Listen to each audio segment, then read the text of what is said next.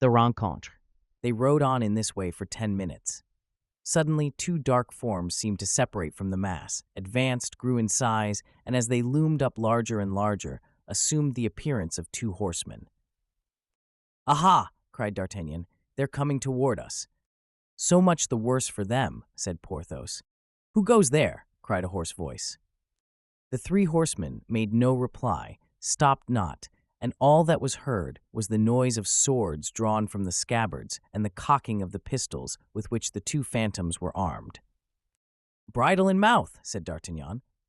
Porthos understood him, and he and the lieutenant each drew with the left hand a pistol from their bolsters and cocked it in their turn.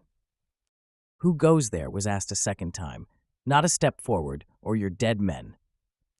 "Stuff!" cried Porthos, almost choked with dust and chewing his bridle as a horse chews his bit. "Stuff and nonsense! We have seen plenty of dead men in our time." Hearing these words, the two shadows blockaded the road, and by the light of the stars might be seen the shining of their arms. "Back!" shouted D'Artagnan, "or you are dead!" 2 shots were the reply to this threat, but the assailants attacked their foes with such velocity that in a moment they were upon them. A third pistol shot was heard, aimed by D'Artagnan, and one of his adversaries fell.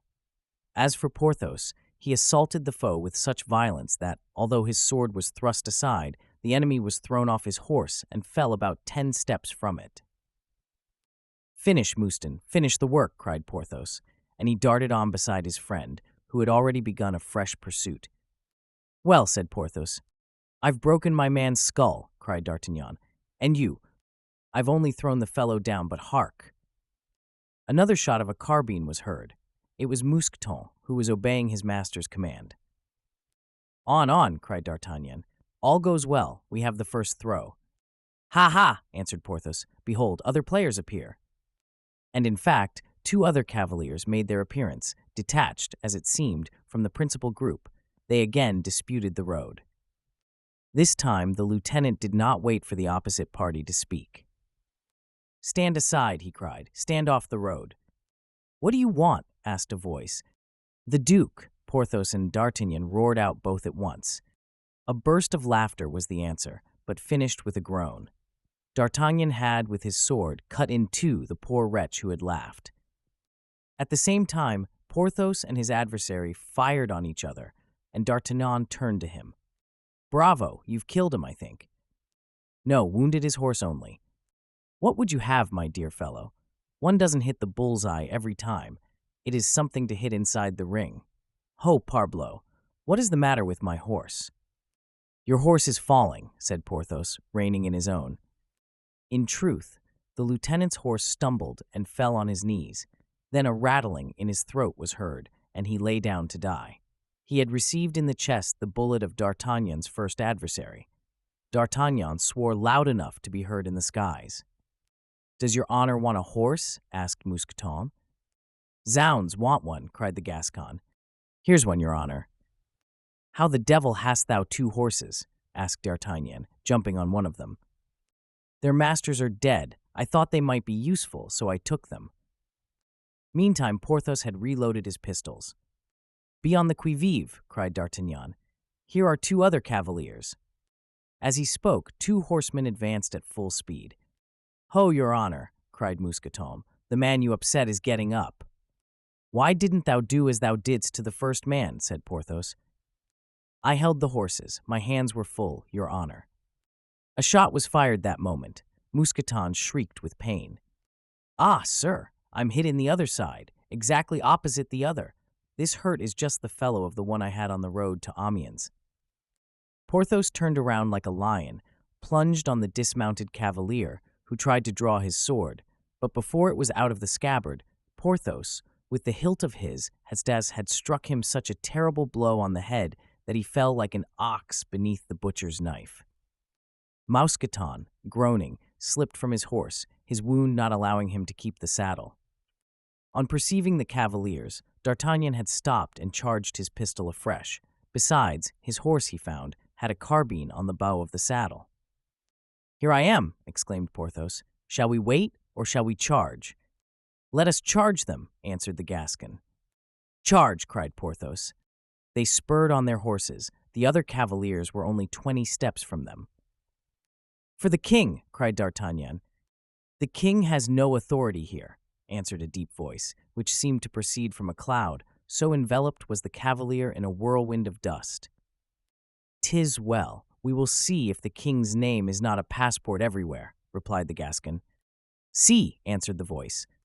2 shots were fired at once, one by D'Artagnan, the other by the adversary of Porthos.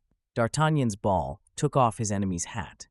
The ball fired by Porthos's foe went through the throat of his horse, which fell, groaning. "For the last time, where are you going?" "To the devil," answered D'Artagnan. "Good. You may be easy then, you'll get there."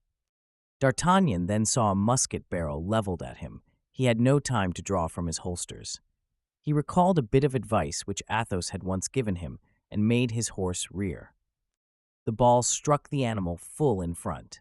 D'Artagnan felt his horse giving way under him, and with his wonderful agility threw himself to one side. "Ah, this!" cried the voice, the tone of which was at once polished and jeering. "This is nothing but a butchery of horses and not a combat between men. To the sword, sir, the sword!" And he jumped off his horse. "To the swords, be it so," replied D'Artagnan. "That is exactly what I want." D'Artagnan, in 2 steps, was engaged with the foe, whom, according to custom, he attacked impetuously, but he met this time with a skill and a strength of arm that gave him pause. Twice he was obliged to step back. His opponent stirred not 1 inch. D'Artagnan returned and again attacked him. Twice or thrice thrusts were attempted on both sides, without effect. Sparks were emitted from the swords like water spouting forth. At last, D'Artagnan thought it was time to try one of his favorite feints in fencing. He brought it to bear, skillfully executed it with the rapidity of lightning, and struck the blow with a force which he fancied would prove irresistible. The blow was parried. "'Steth!" he cried with his Gascon accent. At this exclamation, his adversary bounded back, and bending his bare head, tried to distinguish in the gloom the features of the lieutenant. As to D'Artagnan, afraid of some feint, he still stood on the defensive. "Have a care!" cried Porthos to his opponent. "I've still 2 pistols charged." "The more reason you should fire the first," cried his foe. Porthos fired. The flash threw a gleam of light over the field of battle. As the light shone on them, a cry was heard from the other 2 combatants. "Athos!" exclaimed D'Artagnan. "D'Artagnan!" ejaculated Athos. Athos raised his sword. D'Artagnan lowered his. "Aramis!" cried Athos. "Don't fire!" "Ah, is it you, Aramis?" said Porthos. And he threw away his pistol. Aramis pushed his back into his saddlebags and sheathed his sword. "My son!" exclaimed Athos, extending his hand to D'Artagnan. This was the name which he gave him in former days, in their moments of tender intimacy. "Athos!" cried D'Artagnan, wringing his hands. "So you defend him, and I, who have sworn to take him dead or alive, I am dishonored, and by you." "Kill me," replied Athos, uncovering his breast, "if your honor requires my death." "Oh, woe is me, cried the lieutenant. "There's only one man in the world who could stay my hand. By a fatality, that very man bars my way. What shall I say to the cardinal?" "You can tell him, sir," answered a voice which was the voice of high command in the battlefield, "that he sent against me the only 2 men capable of getting the better of 4 men, of fighting man to man, without discomfiture, against the Comte de la Fère and the Chevalier d'Herblay, and of surrendering only to 50 men." "The prince!" exclaimed at the same moment Athos and Aramis, unmasking as they addressed the Duc de Beaufort, whilst D'Artagnan and Porthos stepped backward. 50 cavaliers," cried the Gascon and Porthos. "Look around you, gentlemen, if you doubt the fact," said the Duke. The 2 friends looked to the right, to the left. They were encompassed by a troop of horsemen. "Hearing the noise of the fight," resumed the Duke, "I fancied you had about 20 men with you, so I came back with those around me, tired of always running away and wishing to draw my sword in my own cause. But you are only 2. "Yes, my lord, but as you have said, 2 that are a match for 20, said Athos. "Come, gentlemen, your swords," said the Duke. "Our swords," cried D'Artagnan, raising his head and regaining his self-possession. "Never." "Never," added Porthos. Some of the men moved toward them. "One moment, my lord," whispered Athos, and he said something in a low voice. "As you will," replied the duke. "I am too much indebted to you to refuse your first request. Gentlemen," he said to his escort, "withdraw. Monsieur d'Artagnan, Monsieur du Vallon, you are free." The order was obeyed. D'Artagnan and Porthos then found themselves in the center of a large circle. "Now, D'Arblay," said Athos, "dismount and come here." Aramis dismounted and went to Porthos, whilst Athos approached D'Artagnan. All four once more together. "Friends," said Athos, "do you regret you have not shed our blood?" "No," replied D'Artagnan. "I regret to see that we, hitherto united, are opposed to each other. Ah, nothing will ever go well with us hereafter." "Oh, heaven, no, all is over," said Porthos. "Well, be on our side now," resumed Aramis. "Silence, D'Arblay," cried Athos. "Such proposals are not to be made to gentlemen such as these. 'Tis a matter of conscience with them, as with us." "Meantime, here we are, enemies," said Porthos. "Gramercy, who would ever have thought it?" D'Artagnan only sighed. Athos looked at them both and took their hands in his. "Gentlemen," he said, "this is a serious business, and my heart bleeds as if you had pierced it through and through. Yes, we are severed. There is the great, the distressing truth. But we have not as yet declared war. Perhaps we shall have to make certain conditions. Therefore, a solemn conference is indispensable." "For my own part, I demand it," said Aramis. "I accept it," interposed D'Artagnan proudly. Porthos bowed, as if in assent. "Let us choose a place of rendezvous," continued Athos, "and in a last interview, arrange our mutual position and the conduct we are to maintain toward each other." "Good!" the other three exclaimed. "Well, then, the place—" "Will the Place Royale suit you?" asked D'Artagnan. "In Paris?" "Yes." Athos and Aramis looked at each other. "The Place Royale be it so," replied Athos. "When?" "Tomorrow evening, if you like." "At what hour?" "At 10 in the evening, if that suits you. By that time we shall have returned." "Good. There," continued Athos, "either peace or war will be decided. Honor, at all events, will be maintained." "Alas," murmured D'Artagnan, "our honor as soldiers is lost to us forever." "D'Artagnan," said Athos gravely, "I assure you that you do me wrong in dwelling so upon that. What I think of is that we have crossed swords as enemies. Yes," he continued, sadly shaking his head, "yes, it is as you said, misfortune indeed has overtaken us. Come, Aramis." "And we, Porthos," said D'Artagnan, "will return carrying our shame to the cardinal." "And tell him," cried a voice, "that I am not too old yet for a man of action." D'Artagnan recognized the voice of de Rochefort. "Can I do anything for you, gentlemen?" asked the duke. "Bear witness that we have done all that we could." "That shall be testified to, rest assured. Adieu. We shall meet soon, I trust, in Paris, where you shall have your revenge." The duke, as he spoke, kissed his hand, spurred his horse into a gallop, and disappeared, followed by his troop, who were soon lost in distance and darkness. D'Artagnan and Porthos were now alone with a man who held by the bridles two horses. They thought it was Mousqueton, and went up to him. "What do I see?" cried the lieutenant. "Grimaud, is it thou?" Grimaud signified that he was not mistaken. "And whose horses are these?" cried D'Artagnan. "Who has given them to us?" said Porthos. The Comte de la Fère. "Athos, Athos," muttered D'Artagnan. "You think of everyone. You are indeed a nobleman. Whither art thou going, Grimaud?" "To join the Vicomte de Bragelonne in Flanders, your honor." They were taking the road toward Paris, when groans, which seemed to proceed from a ditch, attracted their attention. "What is that?" asked D'Artagnan. "It is I, Mousqueton," said a mournful voice, whilst a sort of shadow arose out of the side of the road. Porthos ran to him. "Art thou dangerously wounded, my dear Mousqueton?" he said.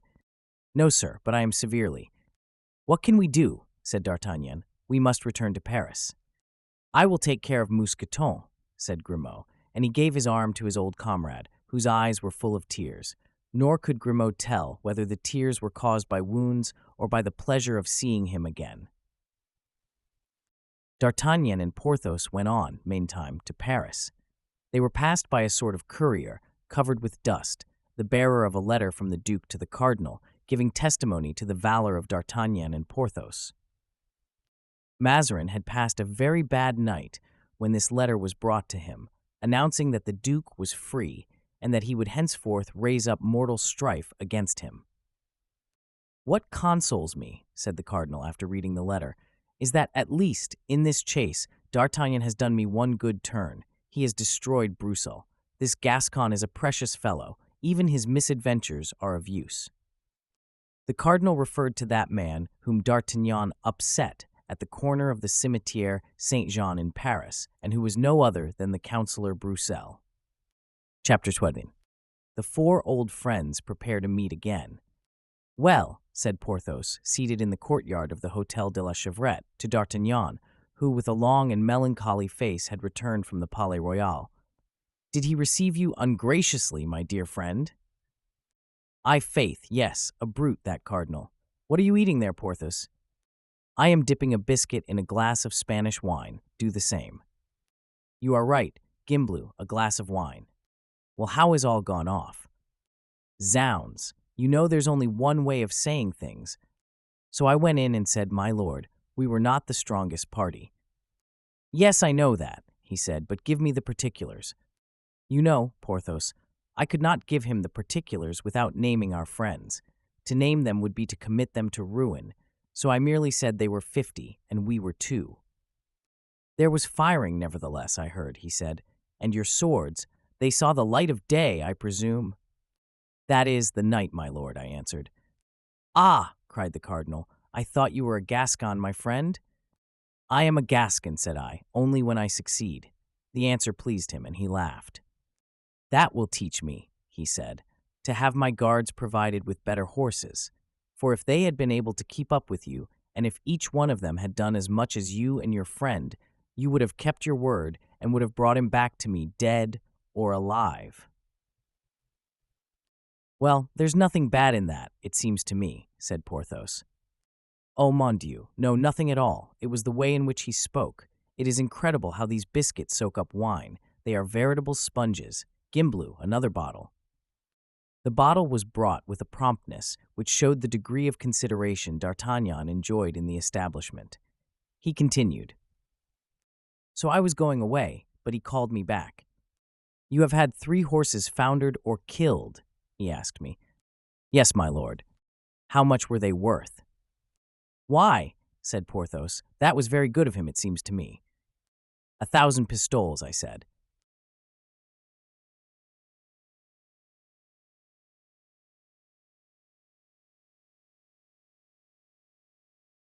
Faith, he was very much inclined to do so, the contemptible fellow. He made a great start and looked at me. I also looked at him. Then he understood, and putting his hand into a drawer, he took from it a quantity of notes on a bank in Lyons. For 1,000 pistoles. For 1,000 pistoles, just that amount, the beggar, not one too many. And you have them? Upon my word, I think he acted very generously. Generously, to men who had risked their lives for him, and besides had done him a great service. A great service? What was that? Why, it seems that I crushed for him a Parliament councillor. What? That little man in black that you upset at the corner of St. John's Cemetery? That's the man, my dear fellow. He was an annoyance to the cardinal. Unfortunately, I didn't crush him flat. It seems that he came to himself, and that he will continue to be an annoyance. See that now, said Porthos, and I turned my horse aside from going plump onto him. That will be for another time.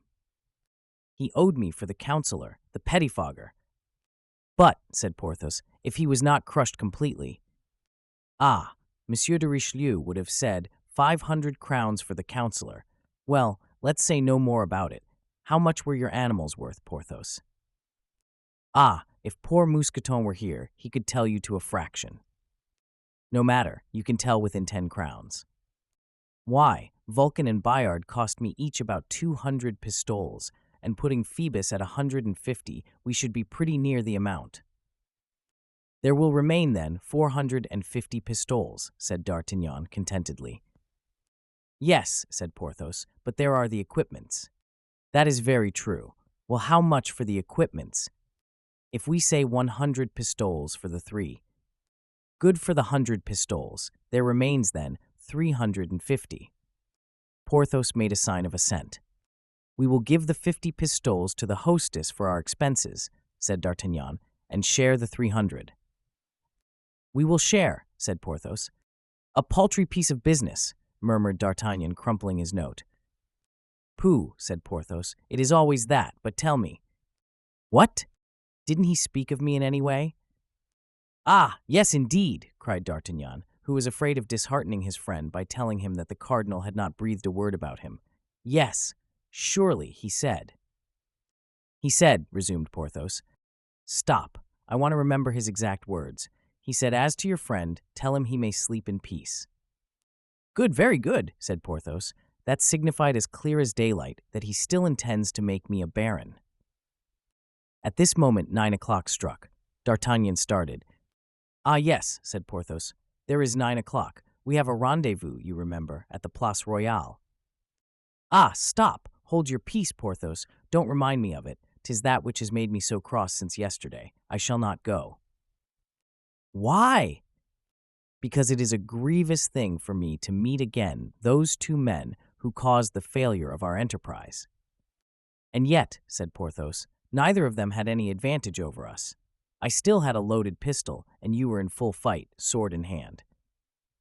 Yes, said D'Artagnan, but what if this rendezvous had some hidden purpose? Oh, said Porthos, you can't think that, D'Artagnan.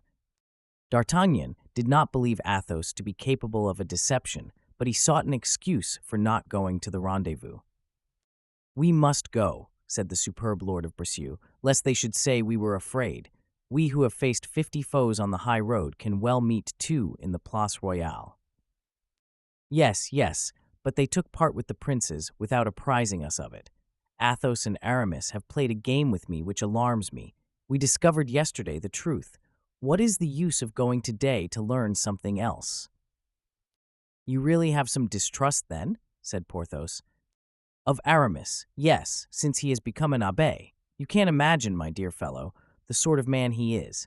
He sees us on the road which leads him to a bishopric, and perhaps will not be sorry to get us out of his way.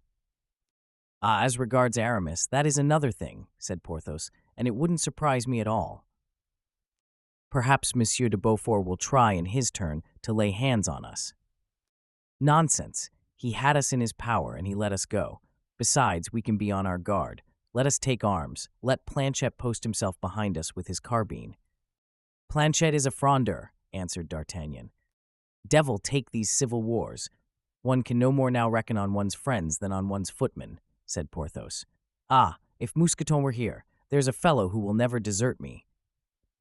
So long as you are rich, ah, my friend, 'tis not civil war that disunites us. It is that we are each of us 20 years older. It is that the honest emotions of youth have given place to suggestions of interest, whispers of ambition, counsels of selfishness. Yes, you are right. Let us go, Porthos, but let us go well armed. Were we not to keep the rendezvous, they would declare we were afraid. Halloo, Planchet, here, saddle our horses, take your carbine. Whom are we going to attack, sir? No one, a mere matter of precaution, answered the Gascon. You know, sir, that they wished to murder that good counsellor Broussel, the father of the people. Really, did they? Said D'Artagnan. Yes, but he has been avenged. He was carried home in the arms of the people. His house has been full ever since. He has received visits from the coadjutor, from Madame de Longueville, and the Prince de Conti. Madame de Chevreuse and Madame de Vendôme have left their names at his door. And now, whenever he wishes... Planchet began to sing. Un vent de fronde s'élève ce matin. Je crois qu'il gronde contre le Mazarin. Un vent de fronde s'élève ce matin. It doesn't surprise me, said D'Artagnan, in a low tone to Porthos, that Mazarin would have been much better satisfied had I crushed the life out of his counselor. You understand, then, monsieur, resumed Planchet, that if it were for some enterprise like that undertaken against Monsieur Broussel, that you should ask me to take my carbine. No, don't be alarmed, but where did you get all these details? From a good source, sir. I heard it from Friquet. From Friquet? I know that name. a son of Monsieur de Broussel's servant, and a lad that, I promise you, in a revolt will not give away his share to the dogs." "Is he not a singing boy at Notre Dame?" asked D'Artagnan. "Yes, that is the very boy. He's patronized by Bazin." "Ah, yes, I know. Of what importance is this little reptile to you?" asked Porthos. "Gad," replied D'Artagnan, "he has already given me good information, and he may do the same again." Whilst all this was going on, Athos and Aramis were entering Paris by the Faubourg Saint-Antoine. They had taken some refreshment on the road and hastened on, that they might not fail at the appointed place. Bazin was their only attendant, for Grimaud had stayed behind to take care of Mousqueton. As they were passing onward, Athos proposed that they should lay aside their arms and military costume and assume a dress more suited to the city. "Oh no, dear Count," cried Aramis. "Is it not a warlike encounter that we are going to?" "What do you mean, Aramis?" "That the Place Royale is the termination to the main road to Vendemoy and nothing else." "What are friends?" "Are become our most dangerous enemies, Athos. Let us be on our guard."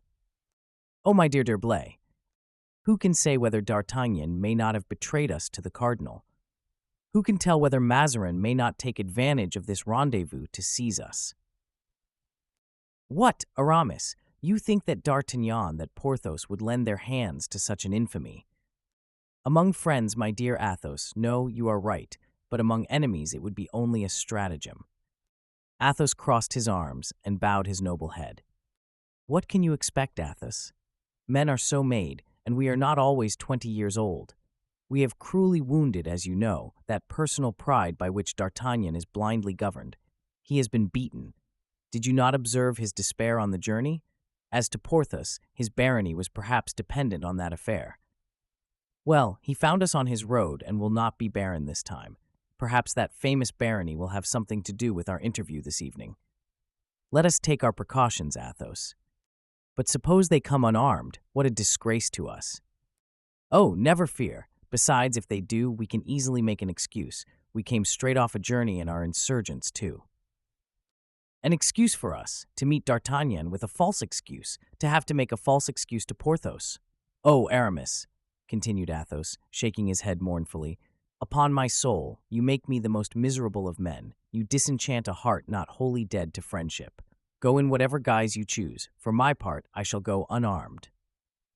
"No, for I will not allow you to do so. 'Tis not one man, not Athos only, not the Comte de la Fère whom you will ruin by this amiable weakness, but a whole party to whom you belong and who depend upon you." "Be it so then," replied Athos sorrowfully, and they pursued their road in mournful silence. Scarcely had they reached by the Rue de la Mule the iron gate of the Place Royale, when they perceived 3 cavaliers, D'Artagnan, Porthos, and Planchet, the 2 former wrapped up in their military cloaks, under which their swords were hidden, and Planchet, his musket by his side. They were waiting at the entrance of the Rue Sainte-Catherine, and their horses were fastened to the rings of the arcade. Athos, therefore, commanded Bazin to fasten up his horse and that of Aramis in the same manner. They then advanced 2 and 2 and saluted each other politely. "Now, where will it be agreeable to you that we hold our conference?" inquired Aramis, perceiving that people were stopping to look at them, supposing that they were going to engage in one of those far-famed duels still extant in the memory of the Parisians, and especially the inhabitants of the Place Royale. "The gate is shut," said Aramis, "but if these gentlemen like a cool retreat under the trees and perfect seclusion, I will get the key from the Hôtel de Rohan, and we shall be well suited." D'Artagnan darted a look into the obscurity of the place. Porthos ventured to put his head between the railings, to try if his glance could penetrate the gloom. "If you prefer any other place," said Athos in his persuasive voice, "choose for yourselves." "This place, if Monsieur d'Herblay can procure the key, is the best that we can have," was the answer. Aramis went off at once, begging Athos not to remain alone within reach of D'Artagnan and Porthos, a piece of advice which was received with a contemptuous smile. Aramis returned soon with a man from the Hôtel de Rohan, who was saying to him, "You swear, sir, that it is not so?" "Stop," and Aramis gave him a louis d'or. Ah, you will not swear, my master, said the concierge, shaking his head. Well, one can never say what may happen. At present, we and these gentlemen are excellent friends. Yes, certainly, added Athos and the other two. D'Artagnan had heard the conversation and had understood it. You see, he said to Porthos. What do I see? That he wouldn't swear. Swear what? That man wanted Aramis to swear that we are not going to the Place Royale to fight. And Aramis wouldn't swear? No. Attention, then. Athos did not lose sight of the two speakers. Aramis opened the gate and faced around in order that D'Artagnan and Porthos might enter. In passing through the gate, the hilt of the lieutenant's sword was caught in the grating, and he was obliged to pull off his cloak. In doing so, he showed the butt end of his pistols, and a ray of the moon was reflected on the shining metal. "Do you see?" whispered Aramis to Athos, touching his shoulder with one hand and pointing with the other to the arms which the Gascon wore under his belt. "Alas, I do," replied Athos with a deep sigh. He entered third, and Aramis, who shut the gate after him, last. The two serving men waited without, but as if they likewise mistrusted each other, they kept their respective distances. Chapter 18. The Place Royale. They proceeded silently to the center of the place, but as at this very moment the moon had just emerged from behind a cloud, they thought they might be observed if they remained on that spot, and therefore regained the shade of the lime trees. There were benches here and there. The four gentlemen stopped near them. At a sign from Athos, Porthos, and D'Artagnan sat down. The two others stood in front of them. After a few minutes of silent embarrassment, Athos spoke.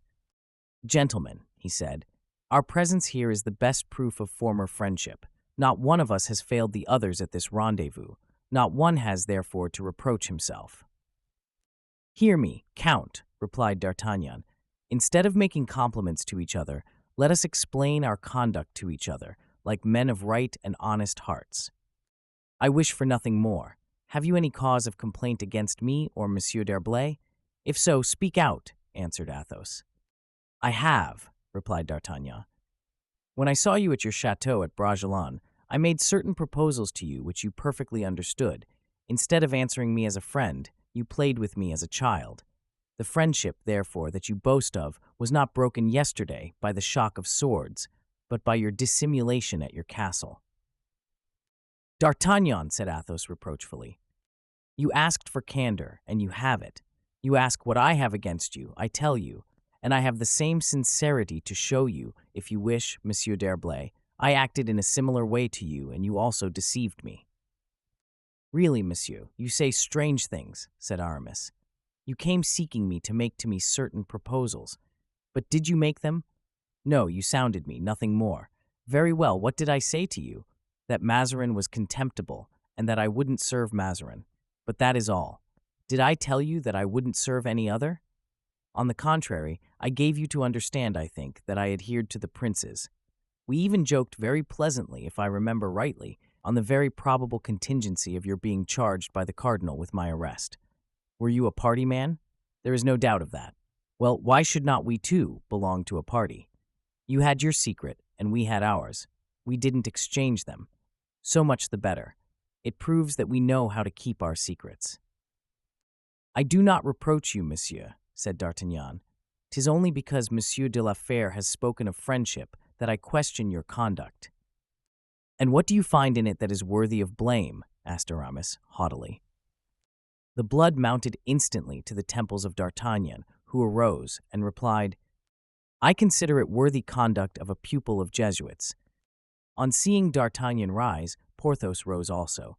These four men were therefore all standing at the same time, with a menacing aspect, opposite to each other. Upon hearing D'Artagnan's reply, Aramis seemed about to draw his sword, when Athos prevented him. "D'Artagnan," he said, "you are here tonight, still infuriated by yesterday's adventure. I believed your heart noble enough to enable a friendship of 20 years to overcome an affront of a quarter of an hour. Come, do you really think you have anything to say against me? Say it then. If I am in fault, I will avow the error." The grave and harmonious tones of that beloved voice seemed to have still its ancient influence, whilst that of Aramis, which had become harsh and tuneless in his moments of ill humor, irritated him. He answered, therefore, "I think, Monsieur le Comte, that you had something to communicate to me at your chateau of Bragelonne, and that gentleman," he pointed to Aramis, "had also something to tell me when I was in his convent. At that time I was not concerned in the adventure, in the course of which you have so successfully estopped me. However, because I was prudent, you must not take me for a fool. If I had wished to widen the breach between those whom Monsieur d'Herblay chooses to receive with a rope ladder and those whom he receives with a wooden ladder, I could have spoken out." "What are you meddling with?" cried Aramis, pale with anger, suspecting that D'Artagnan had acted as a spy on him and had seen him with Madame de Longueville. "I never meddle save with what concerns me, and I know how to make believe that I haven't seen what does not concern me. But I hate hypocrites, and among that number I place musketeers who are abbés and abbés who are musketeers. And," he added, turning to Porthos, "here's a gentleman who's of the same opinion as myself." Porthos, who had not spoken one word, answered merely by a word and a gesture. He said yes, and he put his hand on his sword. Aramis started back and drew his. D'Artagnan bent forward, ready either to attack or to stand on his defense. Athos, at that moment, extended his hand with the air of supreme command which characterized him alone, drew out his sword and the scabbard at the same time, broke the blade in the sheath on his knee, and threw the pieces to his right. Then, turning to Aramis, "Aramis," he said, "break your sword." Aramis hesitated. "It must be done," said Athos. Then in a lower and more gentle voice he added, "I wish it." Then Aramis, paler than before, but subdued by these words, snapped the serpent blade between his hands, and then folding his arms, stood trembling with rage. These proceedings made D'Artagnan and Porthos draw back. D'Artagnan did not draw his sword. Porthos put his back into the sheath. "Never," exclaimed Athos, raising his right hand to heaven. "Never. I swear before God, who seeth us, and who, in the darkness of this night, heareth us, never shall my sword cross yours, never my eye express a glance of anger, nor my heart a throb of hatred at you.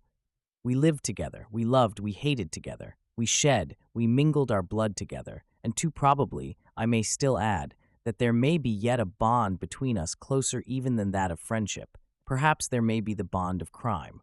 For we once did condemn, judge, and slay a human being whom we had not any right to cut off from this world, although apparently fitter for hell than for this life. D'Artagnan, I have always loved you as my son. Porthos, we slept 6 years side by side. Aramis is your brother as well as mine, and Aramis has once loved you, as I love you now, and as I have ever loved you. What can Cardinal Mazarin be to us, to 4 men who compelled such a man as Richelieu to act as we pleased? What is such or such a prince to us, who fixed the diadem upon a great queen's head? D'Artagnan, I ask your pardon for having yesterday crossed swords with you. Aramis does the same to Porthos. Now hate me if you can, but for my own part, I shall ever, even if you do hate me, retain esteem and friendship for you. I repeat my words, Aramis, and then, if you desire it, and if they desire it, let us separate forever from our old friends." There was a solemn, though momentary silence, which was broken by Aramis. "I swear," he said, with a calm brow and kindly glance, but in a voice still trembling with recent emotion, "I swear that I no longer bear animosity to those who were once my friends. I regret that I ever crossed swords with you, Porthos. I swear not only that it shall never again be pointed at your breast, but that in the bottom of my heart there will never in future be the slightest hostile sentiment. Now, Athos, come." Athos was about to retire. "Oh, no, no, do not go away," exclaimed D'Artagnan, impelled by one of those irresistible impulses which showed the nobility of his nature, the native brightness of his character. "I swear that I would give the last drop of my blood and the last fragment of my limbs to preserve the friendship of such a friend as you, Athos, of such a man as you, Aramis." And he threw himself into the arms of Athos. "My son," exclaimed Athos, pressing him in his arms. "And as for me," said Porthos, "I swear nothing, but I'm choked. Forsooth, if I were obliged to fight against you, I think I should allow myself to be pierced through and through, for I never loved any one but you in the wide world. and honest Porthos burst into tears as he embraced Athos. "My friends," said Athos, "this is what I expected from such hearts as yours. Yes, I have said it, and I now repeat it. Our destinies are irrevocably united, although we now pursue divergent roads. I respect your convictions, and whilst we fight for opposite sides, let us remain friends. Ministers, princes, kings will pass away like mountain torrents, civil war like a forest flame, but we shall remain. I have a presentiment that we shall." "Yes," replied D'Artagnan. "Let us still be Musketeers, and let us retain as our battle standard that famous napkin of the Bastion Saint-Gervais, on which the great cardinal had 3 fleurs-de-lis embroidered." "Be it so," cried Aramis. "Cardinalists or Frondeurs, what matters it? Let us meet again as capital seconds in a duel, devoted friends in business, merry companions in our ancient pleasures." "And whenever," added Athos, "we meet in battle, at this word, Place Royale, let us put our swords into our left hands and shake hands with the right, even in the very lust and music of the hottest carnage." "You speak charmingly," said Porthos. "And are the first of men," added D'Artagnan. "You excel us all." Athos smiled with ineffable pleasure. "'Tis then all settled. Gentlemen, your hands, are we not pretty good Christians?" "Egad," said D'Artagnan, "by heaven, yes." "We should be so on this occasion, if only to be faithful to our oath," said Aramis. "Ah, I'm ready to do what you will," cried Porthos, "even to swear by Mahomet. Devil take me if I've ever been so happy as at this moment." And he wiped his eyes, still moist. "Has not one of you a cross?" asked Athos. Aramis smiled and drew from his vest a cross of diamonds, which was hung around his neck by a chain of pearls. "Here is one," he said. "Well," resumed Athos, "swear on this cross, which in spite of its magnificent material is still a cross. Swear to be united in spite of everything and forever, and may this oath bind us to each other and even also our descendants. Does this oath satisfy you?" "Yes," said they all with one accord. "Ah, traitor!" muttered D'Artagnan, leaning toward Aramis and whispering in his ear, "You have made us swear on the crucifix of a frondeuse." The ferry across the Oise. We hope that the reader has not quite forgotten the young traveler whom we left on the road to Flanders. In losing sight of his guardian, whom he had quitted, gazing after him in front of the royal basilican, Raoul spurred on his horse, in order not only to escape from his own melancholy reflections, but also to hide from Olivain the emotion his face might betray. 1 hour's rapid progress, however, sufficed to disperse the gloomy fancies that had clouded the young man's bright anticipations, and the hitherto unfelt pleasure of freedom, a pleasure which is sweet even to those who have never known dependence, seemed to Raoul to gild not only heaven and earth, but especially that blue but dim horizon of life we call the future. Nevertheless, after several attempts at conversation with Olivain, he foresaw that many days past thus would prove exceedingly dull, and the Count's agreeable voice, his gentle and persuasive eloquence, recurred to his mind at the various towns through which they journeyed, and about which he had no longer anyone to give him those interesting details which he would have drawn from Athos, the most amusing and the best informed of guides. Another recollection contributed also to sadden Raoul. On their arrival at Sonores, he had perceived, hidden behind a screen of poplars, a little chateau which so vividly recalled that of La Valliere to his mind that he halted for nearly 10 minutes to gaze at it, and resumed his journey with a sigh too abstracted even to reply to Olivain's respectful inquiry about the cause of so much fixed attention. The aspect of external objects is often a mysterious guide communicating with the fibers of memory, which in spite of us will arouse them at times. This thread, like that of Ariadne, when once unraveled, will conduct one through a labyrinth of thought, in which one loses one's self in endeavoring to follow that phantom of the past which is called recollection. Now the sight of this chateau had taken Raoul back 50 leagues westward, and had caused him to review his life from the moment when he had taken leave of little Louise to that in which he had seen her for the first time, and every branch of oak, every gilded weathercock on roof of slates, reminded him that, instead of returning to the friends of his childhood, every instant estranged him further, and that perhaps he had even left them forever. With a full heart and burning head, he desired Olivain to lead on the horses to a wayside inn, which he observed within gunshot range, a little in advance of the place they had reached. As for himself, he dismounted and remained under a beautiful group of chestnuts in flower, amidst which were murmuring a multitude of happy bees, and bade Olivain send the host to him with writing paper and ink to be placed on a table which he found there, conveniently ready. Olivain obeyed and continued on his way, whilst Raoul remained sitting, with his elbow leaning on the table, from time to time gently shaking the flowers from his head, which fell upon him like snow, and gazing vaguely on the charming landscape spread out before him, dotted over with green fields and groups of trees. Raoul had been there about 10 minutes, during 5 of which he was lost in reverie, when there appeared within the circle comprised in his rolling gaze a man with a rubicund face, who, with a napkin around his body, another under his arm, and a white cap upon his head, approached him, holding paper, pen, and ink in hand. "Ha! Ha!" laughed the apparition. "Every gentleman seems to have the same fancy, for not a quarter of an hour ago a young lad, well mounted like you, as tall as you, and of about your age, halted before this clump of trees, and had this table and this chair brought here, and dined here, with an old gentleman who seemed to be his tutor, upon a pie, of which they haven't left a mouthful, and 2 bottles of Macon wine, of which they haven't left a drop. But fortunately, we have still some of the same wine and some of the same pies left, and if your worship will but give your orders—" "No, friend," replied Raoul, smiling. "I am obliged to you, but at this moment I want nothing but the things for which I have asked. Only I shall be very glad if the ink prove black and the pen good. Upon these conditions I will pay for the pen the price of the bottle, and for the ink the price of the pie." "Very well, sir," said the host.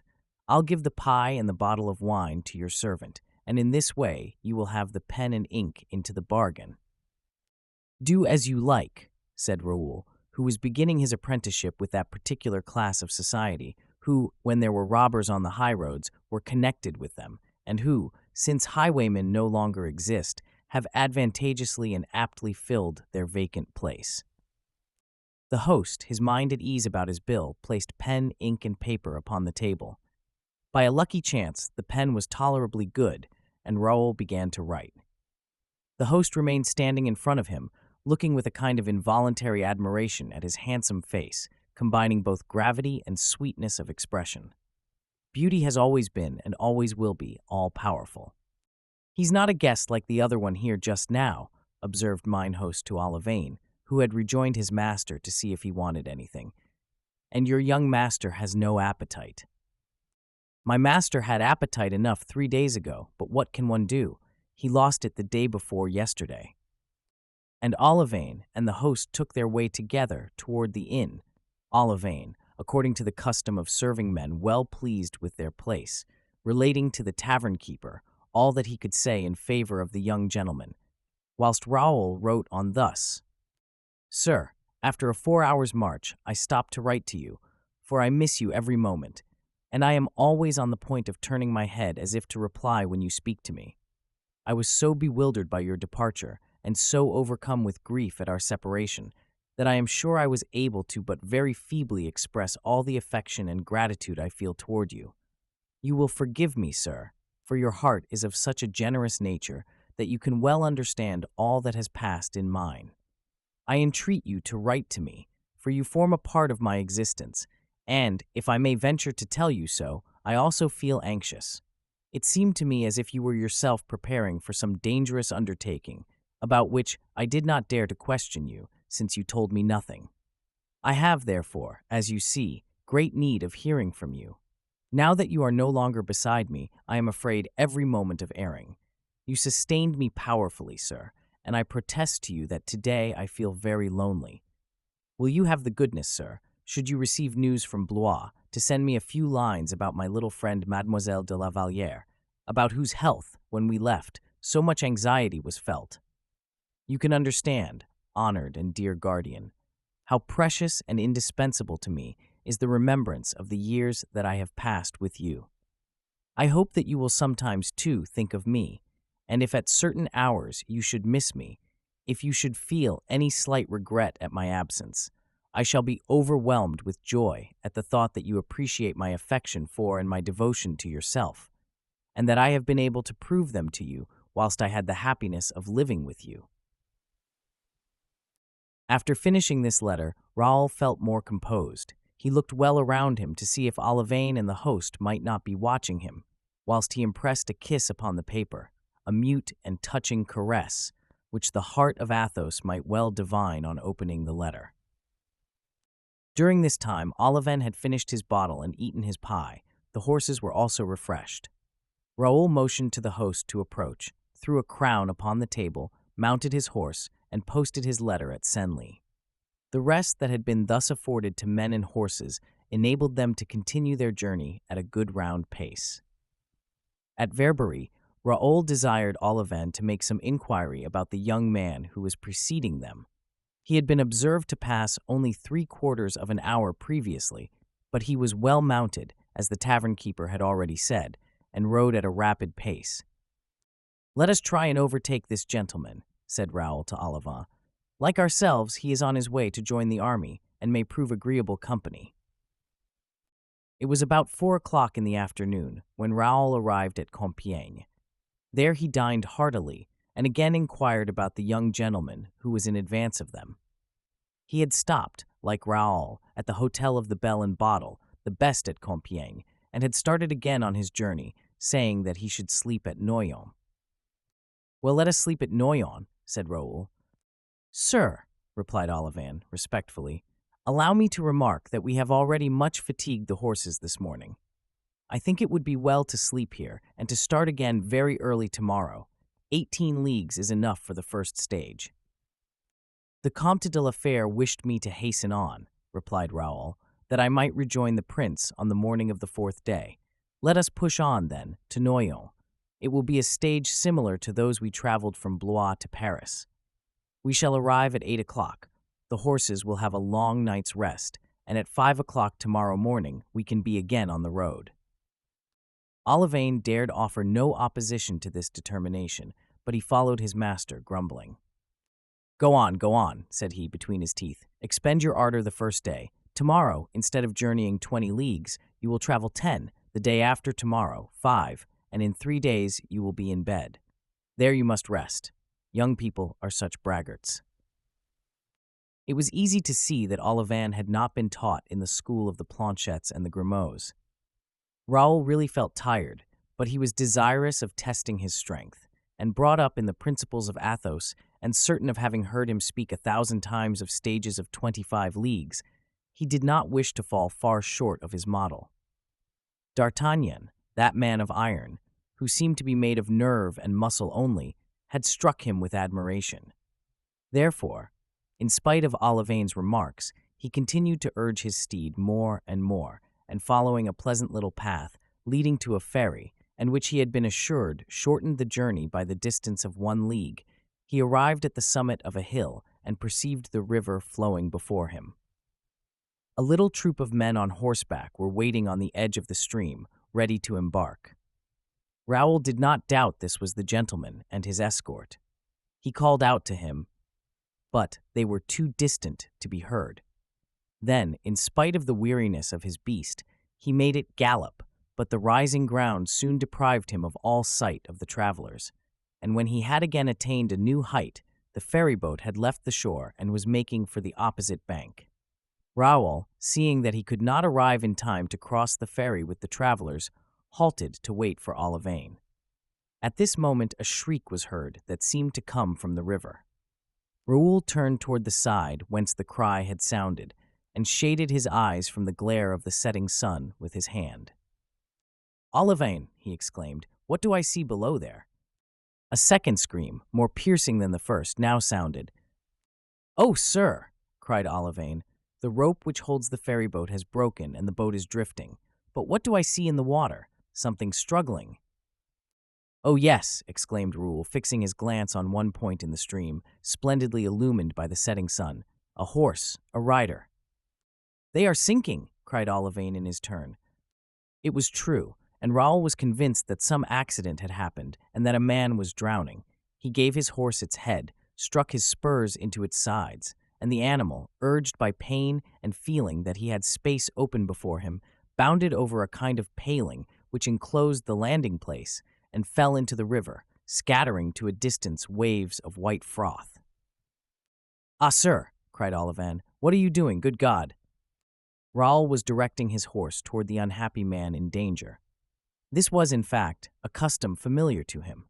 Having been brought up on the banks of the Loire, he might have been said to have been cradled on its waves. 100 times he had crossed it on horseback, 1,000 times had swum across. Athos, foreseeing the period when he should make a soldier of the Viscount, had inured him to all kinds of arduous undertakings. "Oh, heavens!" continued Olivain in despair, "what would the Count say if he only saw you now?" "The Count would do as I do," replied Raoul, urging his horse vigorously forward. But I, cried Olivain, pale and disconsolate, rushing about on the shore. "How shall I cross?" "Leap, coward!" cried Raoul, swimming on, then addressing the traveler, who was struggling 20 yards in front of him. "Courage, sir," said he. "Courage, we are coming to your aid." Olivain advanced, retired, then made his horse rear, turned it, and then, struck to the core by shame, leaped, as Raoul had done, only repeating, "I'm a dead man. We are lost." In the meantime, the ferry-boat had floated away, carried down by the stream, and the shrieks of those whom it contained resounded more and more. A man with gray hair had thrown himself from the boat into the river and was swimming vigorously toward the person who was drowning. But being obliged to go against the current, he advanced but slowly. Raoul continued his way and was visibly gaining ground, but the horse and its rider, of whom he did not lose sight, were evidently sinking. The nostrils of the horse were no longer above water, and the rider, who had lost the reins in struggling, fell with his head back and his arms extended. One moment longer, and all would disappear. "Courage!" cried Raoul.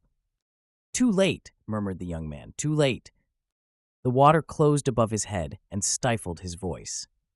Raoul sprang from his horse, to which he left the charge of its own preservation, and in 3 or 4 strokes was at the gentleman's side. He seized the horse at once by the curb and raised its head above water. The animal began to breathe again, and as if he comprehended that they had come to his aid, redoubled his efforts. Raoul at the same time seized one of the young man's hands and placed it on the mane, which it grasped with the tenacity of a drowning man. Thus, sure that the rider would not release his hold, Raoul now only directed his attention to the horse, which he guided to the opposite bank, helping it to cut through the water and encouraging it with words. All at once, the horse stumbled against a ridge and then placed its foot on the sand. "Saved!" exclaimed the man with gray hair, who also touched bottom. "Saved!" mechanically repeated the young gentleman, releasing the mane and sliding from the saddle into Raoul's arms. Raoul was but 10 yards from the shore. There he bore the fainting man, and laying him down upon the grass, unfastened the buttons of his collar and unhooked his doublet. A moment later, the gray-headed man was beside him. Olivain managed in his turn to land, after crossing himself repeatedly, and the people in the ferry-boat guided themselves as well as they were able toward the bank, with the aid of a pole which chanced to be in the boat.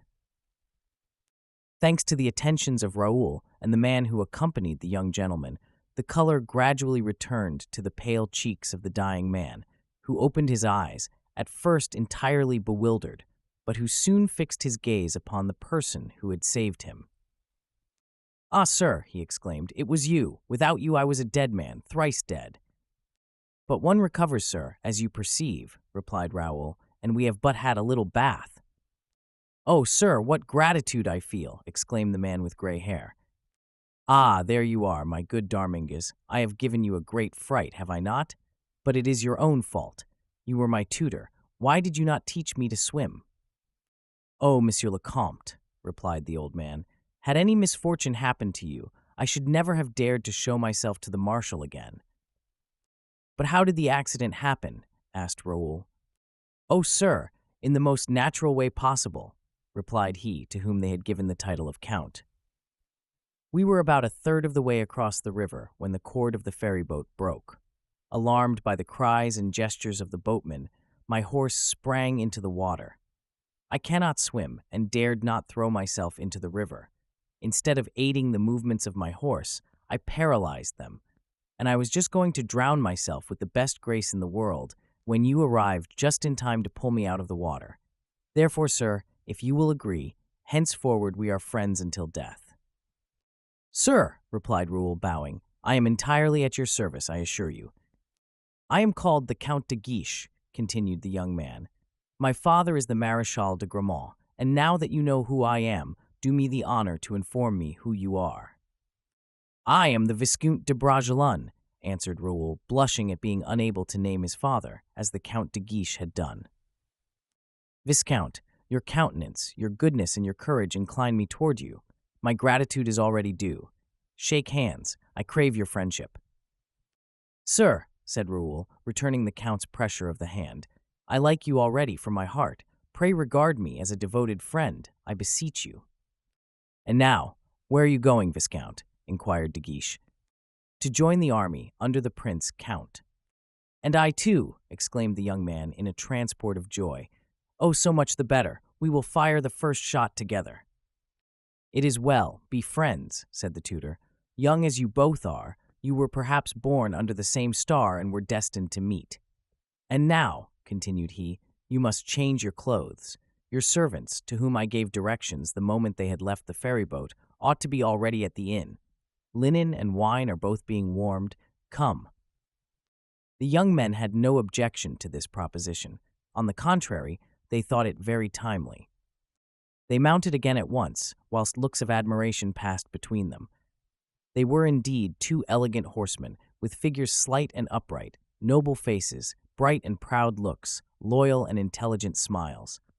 De Guiche might have been about 18 years of age, but he was scarcely taller than Raoul, who was only 15. Chapter Skirmishing. The halt at Noyon was but brief, every one there being wrapped in profound sleep. Raoul had desired to be awakened should Grimaud arrive, but Grimaud did not arrive.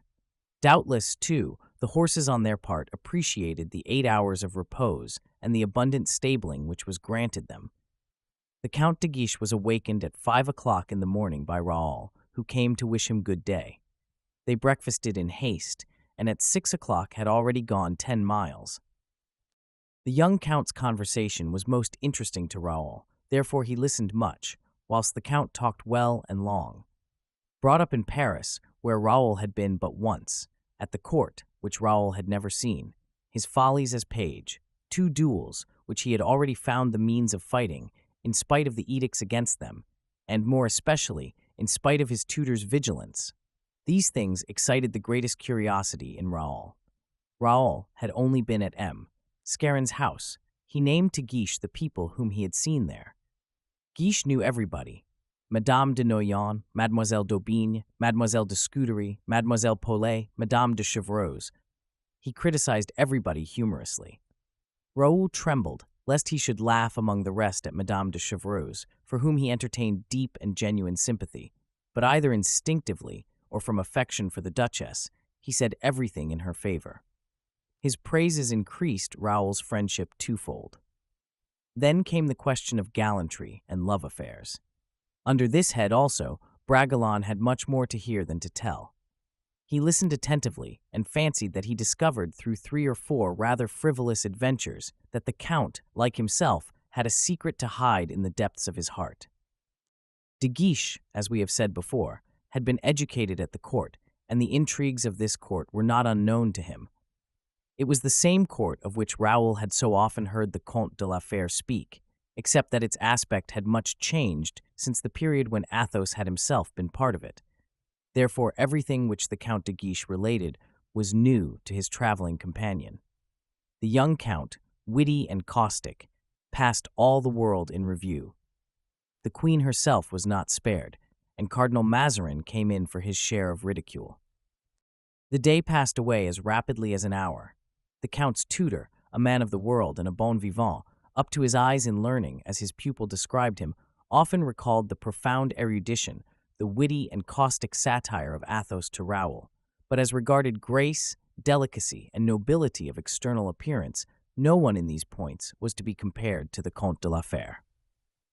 The horses, which were more kindly used than on the previous day, stopped at Arras at 4 o'clock in the evening. They were approaching the scene of war, and as bands of Spaniards sometimes took advantage of the night to make expeditions even as far as the neighborhood of Arras, they determined to remain in the town until the morrow. The French army held all between Pont-à-Marc as far as Valenciennes, falling back upon Douai. The prince was said to be in person at Bethune. The enemy's army extended from Castle to Courtrai, and as there was no species of violence or pillage it did not commit, the poor people on the frontier quitted their isolated dwellings and fled for refuge into the strong cities which held out a shelter to them. Arras was encumbered with fugitives. An approaching battle was much spoken of, the prince having maneuvered, until that movement, only in order to await a reinforcement that had just reached him. The young men congratulated themselves on having arrived so opportunely. The evening was employed in discussing the war. The grooms polished their arms, the young men loaded the pistols in case of a skirmish, and they awoke in despair, having both dreamed that they had arrived too late to participate in the battle.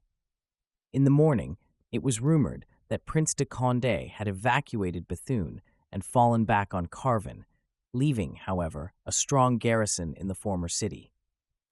But as there was nothing positively certain in this report, the young warriors decided to continue their way toward Bethune, free on the road to diverge to the right and march to Carvin if necessary. The Count's tutor was well acquainted with the country. He consequently proposed to take a crossroad which lay between that of Lens and that of Bethune. They obtained information at Ablain, and a statement of their route was left for Grimaud. About 7 o'clock in the morning, they set out. De Guiche, who was young and impulsive, said to Raoul, "Here we are, 3 masters and 3 servants. Our valets are well armed, and yours seems to be tough enough." "I have never seen him put to the test," replied Raoul, "but he is a Breton, which promises something." Yes, resumed De Guiche, "I am sure he can fire a musket when required. On my side I have 2 sure men, who have been in action with my father. We therefore represent 6 fighting men. If we should meet a little troop of enemies, equal or even superior in number to our own, shall we charge them, Raoul?" "Certainly, sir," replied the Viscount. "Hulloa, young people, stop there," said the tutor, joining in the conversation. "Zounds, how you maneuver my instructions. Count, you seem to forget the orders I received to conduct you safe and sound to His Highness the Prince. Once with the army, you may be killed at your good pleasure, but until that time, I warn you that in my capacity of general of the army, I shall order a retreat and turn my back on the first red coat we come across." De Guiche and Raoul glanced at each other, smiling. They arrived at Ablain without accident. There they inquired and learned that the prince had in reality quitted Bethune and stationed himself between Cambria and Laventhie. Therefore, leaving directions at every place for Grimaud, they took a crossroad which conducted the little troop by the bank of a small stream flowing into the Lys. The country was beautiful, intersected by valleys as green as the emerald. Here and there, they passed little copses crossing the path which they were following. In anticipation of some ambuscade in each of these little woods, the tutor placed his 2 servants at the head of the band, thus forming the advance guard. Himself and the 2 young men represented the body of the army, whilst Olivain, with his rifle upon his knee and his eyes upon the watch, protected the rear. They had observed for some time before them, on the horizon, a rather thick wood, and when they had arrived at a distance of 100 steps from it, Monsieur d'Arminges took his usual precautions and sent on in advance the Count's 2 grooms. The servants had just disappeared under the trees, followed by the tutor, and the young men were laughing and talking about 100 yards off. Olivain was at the same distance in the rear, when suddenly there resounded 5 or 6 musket shots. The tutor cried, "Halt!" The young men obeyed, pulling up their steeds, and at the same moment the 2 valets were seen returning at a gallop. The young men, impatient to learn the cause of the firing, spurred on toward the servants. The tutor followed them. "Were you stopped?" eagerly inquired the two youths. No, replied the servants. It is even probable that we have not been seen. The shots were fired about 100 paces in advance of us, in the thickest part of the wood, and we returned to ask your advice. My advice is this, said Monsieur d'Armagnac, and if needs be, my will, that we beat a retreat. There may be an ambuscade concealed in this wood. Did you see nothing there? Asked the Count. I thought I saw, said one of the servants, horsemen dressed in yellow creeping along the bed of the stream. That's it, said the tutor. We have fallen in with a party of Spaniards. Come back, sirs, back. The two youths looked at each other, and at this moment a pistol shot and cries for help were heard. Another glance between the young men convinced them both that neither had any wish to go back, and as the tutor had already turned his horse's head, they both spurred forward, Raoul crying, "Follow me, Olivain," and the Count de Guiche, "Follow, Urban and Planchet." And before the tutor could recover from his surprise, they had both disappeared into the forest. Whilst they spurred their steeds, they held their pistols ready also. In 5 minutes, they arrived at the spot whence the noise had proceeded, and then restraining their horses, they advanced cautiously. "Hush," whispered De Guiche, "these are cavaliers." "Yes, 3 on horseback and 3 who have dismounted." "Can you see what they are doing?"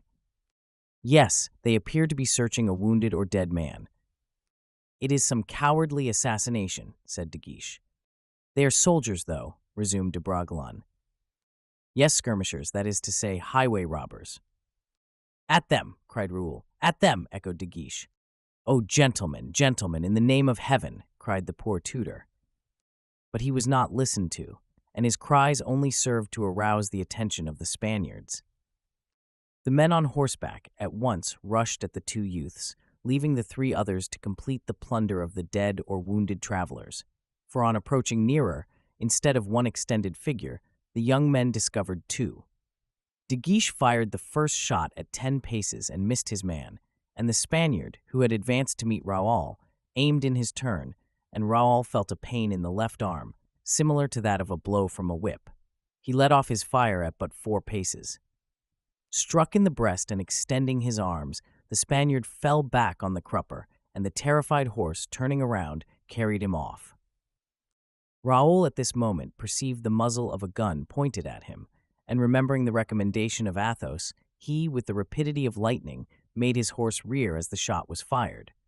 His horse bounded to one side, losing its footing, and fell, entangling Raoul's leg under its body. The Spaniard sprang forward and seized the gun by its muzzle, in order to strike Raoul on the head with the butt. In the position in which Raoul lay, unfortunately, he could neither draw his sword from the scabbard, nor his pistols from their holsters. The butt end of the musket hovered over his head, and he could scarcely restrain himself from closing his eyes, when with one bound Guiche reached the Spaniard and placed a pistol at his throat. "Yield," he cried, "or you are a dead man." The musket fell from the soldier's hands, who yielded on the instant. Guiche summoned one of his grooms, and delivering the prisoner into his charge, with orders to shoot him through the head, if he attempted to escape, he leaped from his horse and approached Raoul. "Faith, sir," said Raoul, smiling, although his pallor betrayed the excitement consequent on a first affair, "you are in a great hurry to pay your debts, and have not been long under any obligation to me. Without your aid," continued he, repeating the Count's words, "I should have been a dead man, thrice dead." "My antagonist took flight," replied De Guiche, "and left me at liberty to come to your assistance. But are you seriously wounded? I see you are covered with blood." "I believe," said Raoul, "that I have got something like a scratch on the arm. If you will help me to drag myself from under my horse, I hope nothing need prevent us continuing our journey." Monsieur d'Arminges and Olivain had already dismounted and were attempting to raise the struggling horse. At last, Raoul succeeded in drawing his foot from the stirrup and his leg from under the animal, and in a second he was on his feet again. "Nothing broken?" asked De Guiche. "Faith, no, thank heaven," replied Raoul. "But what has become of the poor wretches whom these scoundrels were murdering?" "I fear we arrived too late. They have killed them, I think, and taken flight, carrying off their booty. My servants are examining the bodies. Let us go and see whether they are quite dead, or if they can still be helped, suggested Raoul. Olivan, we have come into possession of 2 horses, but I have lost my own. Take for yourself the better of the 2 and give me yours. They approached the spot where the unfortunate victims lay.